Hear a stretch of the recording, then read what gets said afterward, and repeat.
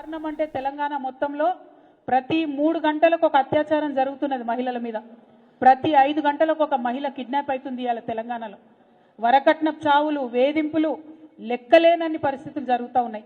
మనం కేసీఆర్ గారు అధికారంలో ఉన్నప్పుడు షీ టీమ్స్ అని పెట్టి అద్భుతంగా ఎవరైనా కూడా ఆడపిల్లల్ని ఏడిపిస్తే వేరే విధంగా ఆడపిల్లల వైపు కన్నెత్తి చూస్తే మంచిగా ఉండదని చెప్పి వార్నింగ్ ఇచ్చి పనిచేసినాం మనం.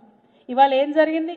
సంవత్సర కాలంలో పోలీసులు కాంగ్రెస్ నాయకుల చుట్టూ తిరగడం తప్పితే, కాంగ్రెస్ నాయకులు చేసే అక్రమాలకు అండగా నిలవడం తప్పితే మరి వారిని ఏమి చేయనీయకుండా ఈ నాయకులు పనిచేస్తూ ఉన్నటువంటి సందర్భం చూస్తున్నాం. ఇదివరకు పోలీసులు అంటే పీపుల్ ఫ్రెండ్లీ పోలీసు ఉండే, ఇవాళ పోలీసులు అంటే ఓన్లీ కాంగ్రెస్ ఫ్రెండ్లీ పోలీసు లెక్క తయారైనటువంటి పరిస్థితి ఉన్నది. ఎంత దారుణంగా మనకి ఇలా క్రైమ్ రేట్ పెరిగిందన్న విషయం చూస్తుంటే నిజంగా ఎట్లుండే నా తెలంగాణ, ఎట్లయిపోయింది నా తెలంగాణ అని బాధ అవుతున్నది. ఎందుకంటే తెలంగాణలో ఆడపిల్లలు బాగుండాలి, సుభిక్షంగా ఉండాలని కేసీఆర్ గారు అనేకమైన కార్యక్రమాలు తీసుకున్నారు. ఇవాళ కార్యక్రమాలకు అన్నిటికీ తూట్లు పొడిచి కనీస భద్రత ఆడపిల్లలకు లేకుండా ఈ సీఎం చేయడం అన్నది నిజంగా దారుణం. మేము సీఎం రేవంత్ రెడ్డి గారిని ప్రశ్నిస్తూ ఉన్నాం, ఆడపిల్లల భద్రత విషయంలో మీరు ప్రత్యేక సమీక్ష పెట్టండి. ఇది వాస్తవమేనా? మొన్న మీ డీజీపీ గారు ఇచ్చినటువంటి లెక్కలే మేము చెప్తా ఉన్నాం. డీజీపీ గారు ఏం చెప్పిండ్రు? ఈ రాష్ట్రంలో 9.87% కేసులు పెరిగినాయి.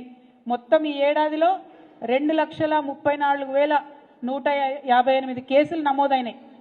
అందులో దాదాపుగా 3,000 అంటే 2,945 అత్యాచారాల కేసులు, అట్లనే మొత్తం మహిళలపై దాడులు, వేధింపులు ఇవన్నీ కలుపుకుంటే 19,922 కేసులు అయినాయి మహిళల మీద. అంటే ఎంత భయంకరమైన పరిస్థితి ఉందో ఒక్కసారి మనం ఆలోచించుకోవాలి. ఇలా లేనిది లేదు, అత్యంత దారుణంగా ఉన్నటువంటి పరిస్థితి. ఇంకా ఘోరం ఏంటంటే ఆనాడు మనం కేసులైతే వాళ్ళకి శిక్ష పడేలాగా చూసేది.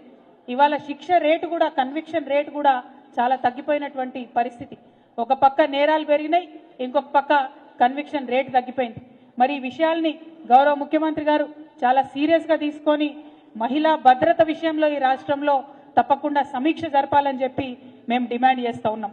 మనం బీఆర్ఎస్ పార్టీ అధికారంలో ఉన్నప్పుడు గత ఏడాది 39,371 మందికి శిక్షలు పడేలాగా చేస్తే ఈసారి 28,000 మందికి మాత్రమే శిక్ష పడ్డది.